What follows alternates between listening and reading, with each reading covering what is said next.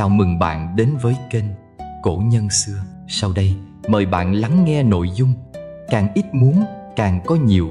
Bạn là ai sẽ hấp dẫn người như thế ấy? Có bao giờ bạn tự hỏi tại sao có những người dường như chẳng cần tranh giành, mọi thứ tốt đẹp vẫn tự nhiên tìm đến? Tại sao có những người càng gấp gáp theo đuổi lại càng xa rời điều mong muốn? Thực ra thế gian này vốn vận hành theo quy luật tự nhiên. Một người càng tham cầu, càng khao khát thì nội tâm càng dễ bất an, ánh mắt càng nhiều mong chờ, tâm trí càng chất đầy toan tính. Cũng giống như bàn tay siết chặt cát, càng cố giữ, cát lại chảy qua kẽ tay. Nhưng nếu buông lỏng một chút, cát lại nằm yên trong lòng bàn tay ta. Càng ít muốn, càng có nhiều.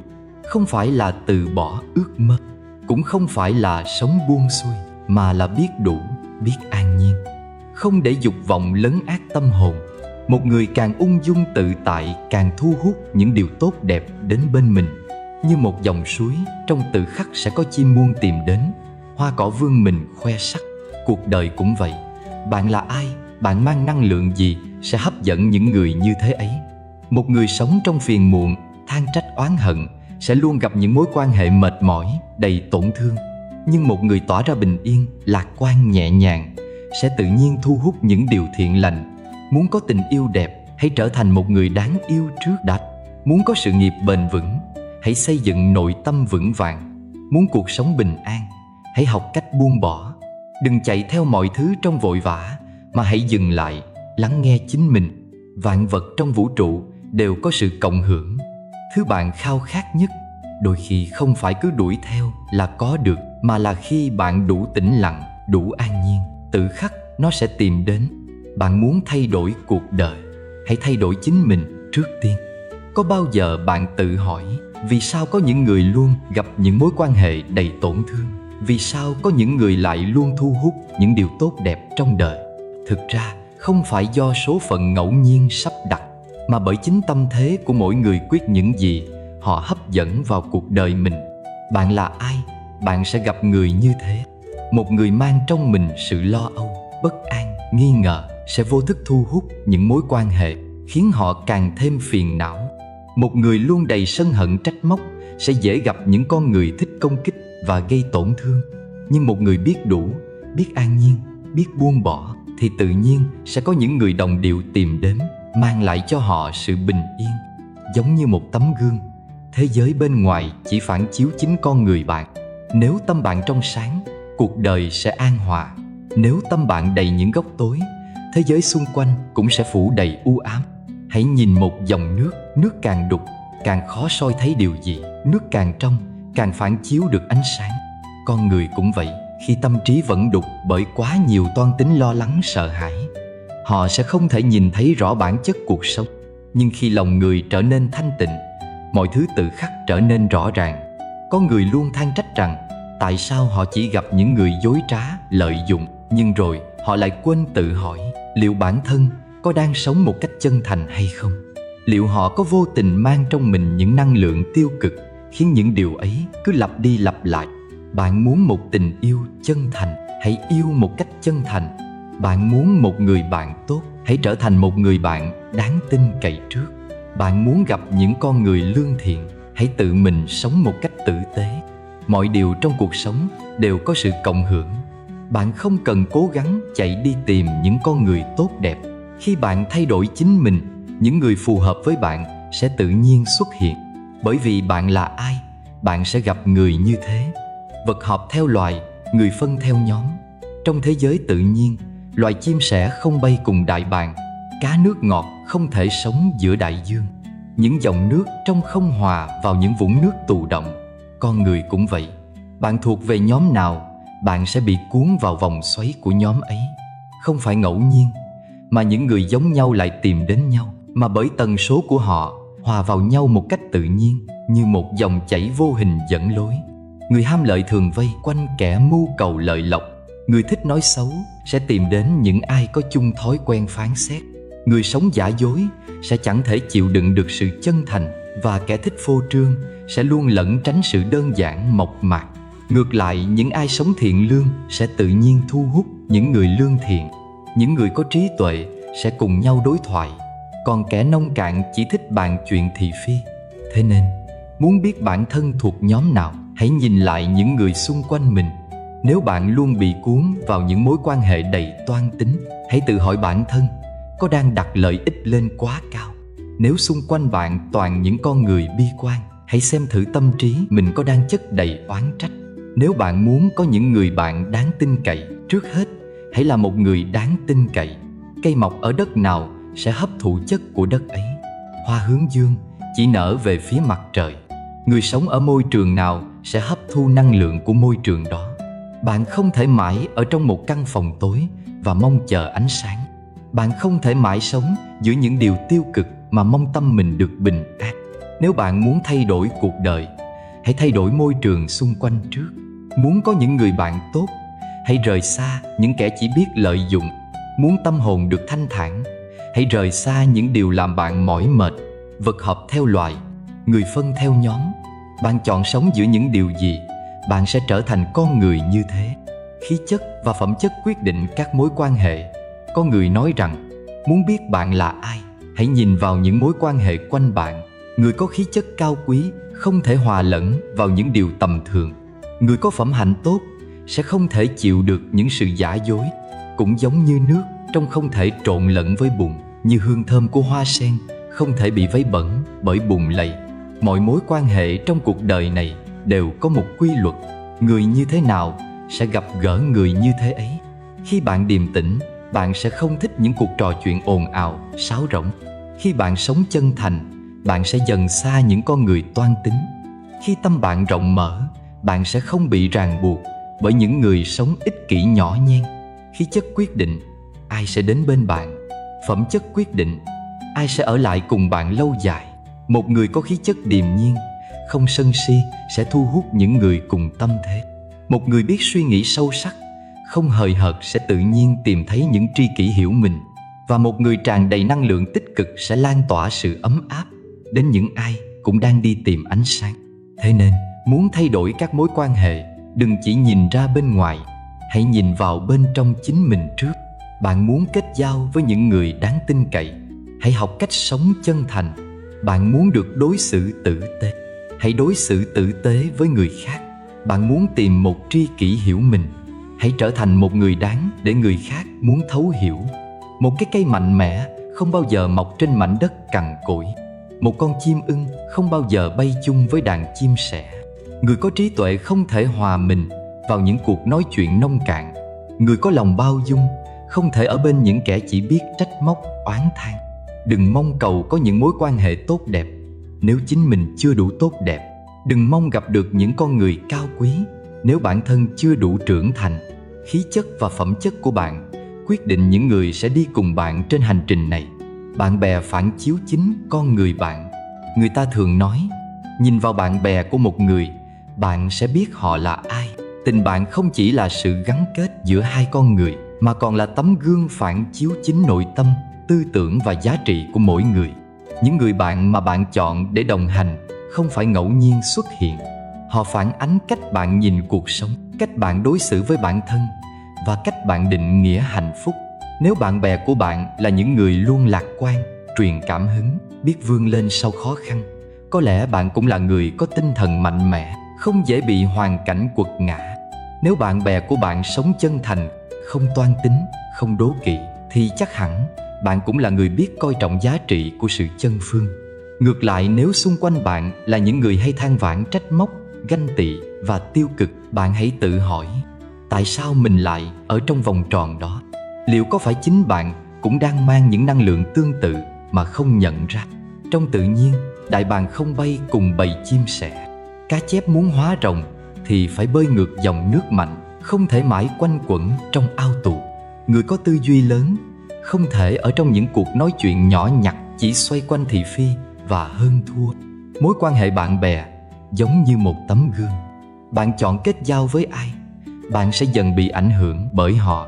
Một người sống trong một môi trường tích cực, giàu sự thấu hiểu, sẽ ngày càng phát triển và trưởng thành. Ngược lại, nếu bạn bị bao quanh bởi những điều độc hại, bạn khó có thể giữ được sự sáng suốt và bình an. Vậy nên, khi nhìn lại bạn bè của mình, hãy tự hỏi, Những người ấy đang đưa mình đi lên hay kéo mình đi xuống? Họ giúp mình rộng mở tâm hồn hay làm mình khép lại với cuộc đời? Mình có thể tự hào khi nói về những người bạn của mình không? Chọn bạn mà chơi, chọn người mà đi cùng. Nếu muốn cuộc đời trở nên tốt đẹp hơn, hãy bắt đầu bằng cách đặt mình vào một vòng tròn tích cực. Hãy tìm đến những người giúp bạn khai sáng tâm hồn, mở rộng trí tuệ và khuyến khích bạn trở thành phiên bản tốt nhất của chính mình. Bạn là ai, bạn sẽ gặp những người như thế. Bạn muốn trở thành người thế nào? Hãy chọn những người bạn phù hợp. Gần mực thì đen, gần đèn thì sáng. Một giọt nước khi rơi vào bùn sẽ trở nên vẩn đục, nhưng nếu nó hòa vào suối nguồn trong lành, nó sẽ trong trẻo hơn. Con người cũng vậy. Môi trường xung quanh có thể không quyết định tất cả, nhưng chắc chắn nó có sức ảnh hưởng lớn đến mỗi chúng ta. Người sống trong môi trường đầy rẫy sự dối trá, thị phi lọc lừa, dù bản tính lương thiện cũng khó tránh khỏi những vết đen của cuộc đời. Ngược lại, nếu ở bên những người chính trực, tử tế, có tầm nhìn và trí tuệ, bạn cũng sẽ học được những điều tốt đẹp. Hãy nhìn một cây non. Nếu được trồng ở vùng đất màu mỡ, có ánh mặt trời chiếu rọi, nó sẽ vươn lên mạnh mẽ. Nhưng nếu bị kìm hãm giữa những bức tường tù túng, nó sẽ còi cọc, yếu ớt. Chúng ta thường nghĩ rằng chỉ cần có bản lĩnh thì có thể đứng vững giữa môi trường tiêu cực. Nhưng thực tế không ai có thể mãi là tờ giấy trắng khi sống quá lâu giữa những vệt mực đen. Bạn có thể nghĩ rằng mình sẽ không thay đổi, nhưng ngày qua ngày, suy nghĩ, thói quen và cách nhìn nhận cuộc sống của bạn sẽ bị ảnh hưởng. Bản chất của con người vốn giống như đất sét mềm. Khi đặt trong lửa nóng, nó trở nên cứng cáp, nhưng nếu để ngoài sương gió, nó sẽ rã nát theo thời gian. Vậy nên hãy tự hỏi, mình đang sống trong một môi trường như thế nào? Những người bên cạnh mình đang nâng mình lên hay kéo mình xuống? Mình có đang dần đánh mất sự trong sáng, tử tế và thiện lương của mình không? Chọn bạn mà chơi, chọn nơi mà sống.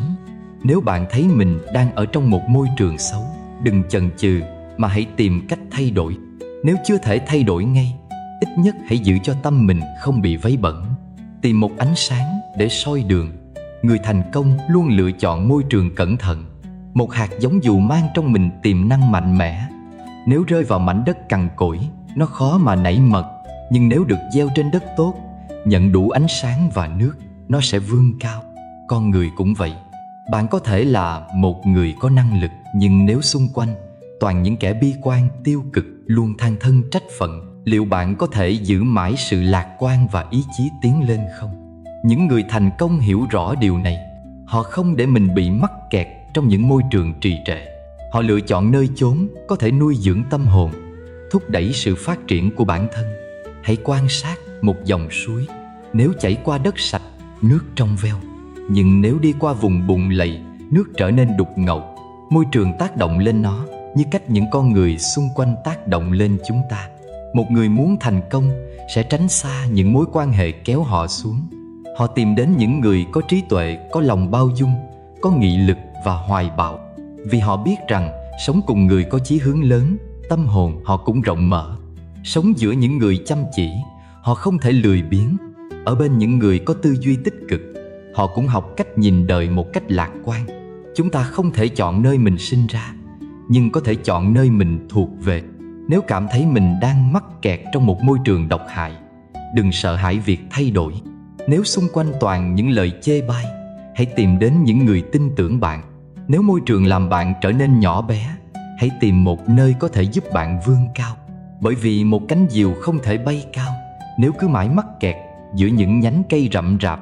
Muốn thành công, hãy chọn bạn mà chơi. Một giọt nước rơi vào đất bẩn, nó lập tức vẫn đục. Nhưng nếu rơi vào vỏ sò, nó có thể hóa thành ngọc trai. Con người cũng vậy. Chúng ta không sống một mình. Những người xung quanh ta, dù vô tình hay hữu ý, đều có ảnh hưởng đến tư duy, cảm xúc, thói quen và cả số phận của ta. Bạn bè không chỉ là những người đồng hành, mà còn là tấm gương phản chiếu con người ta đang trở thành. Bạn chơi với người luôn than trách, dần dần bạn cũng sẽ thấy đời toàn bất công. Bạn chơi với kẻ lười biếng, chẳng mấy chốc bạn cũng quen với sự trì hoãn. Nhưng nếu bạn chơi với những người có trí tuệ, có nghị lực, có khát vọng, bạn sẽ học được cách sống bản lĩnh, kiên cường. Hãy thử nhìn lại những người quanh mình. Có phải bạn bè của bạn là những người luôn biết động viên bạn tiến lên, hay họ chỉ tìm cách kéo bạn xuống? Họ có chia sẻ với bạn những góc nhìn rộng lớn, hay chỉ kể mãi những câu chuyện tầm thường? Họ có làm bạn thấy hứng khởi sau mỗi lần trò chuyện, hay chỉ để lại sự nặng nề trong lòng bạn? Người thành công không phải là người có nhiều bạn nhất, mà là người biết chọn đúng bạn để chơi. Họ tránh xa những mối quan hệ độc hại. Họ không lãng phí thời gian với những người chỉ biết than vãn, đố kỵ và trì trệ. Họ tìm đến những người có ý chí, có đạo đức, có tư duy cởi mở. Họ hiểu rằng kết giao với một người giỏi hơn mình không phải là để thấy mình nhỏ bé, mà là để học hỏi và vươn lên. Giống như một con thuyền muốn vượt đại dương, cần có bạn đồng hành là những cánh buồm mạnh mẽ. Nếu bạn muốn đi xa, hãy chọn bạn mà chơi. Lựa chọn người đồng hành quan trọng hơn bạn nghĩ. Một con chim có thể bay rất xa, nhưng nếu chọn sai bầy đàn, nó sẽ lạc vào nơi không thuộc về mình.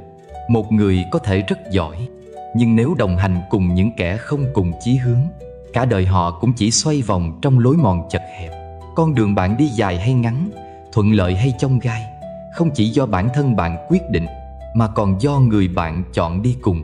Có hai người cùng bắt đầu một hành trình khởi nghiệp.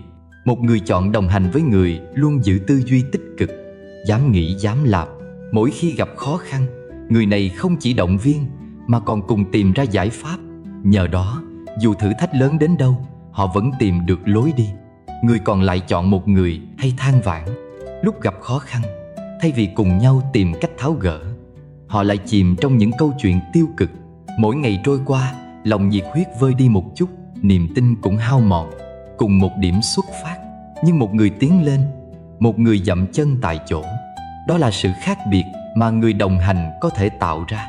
Người tích cực truyền cảm hứng cho bạn, người bi quan rút cạn năng lượng của bạn.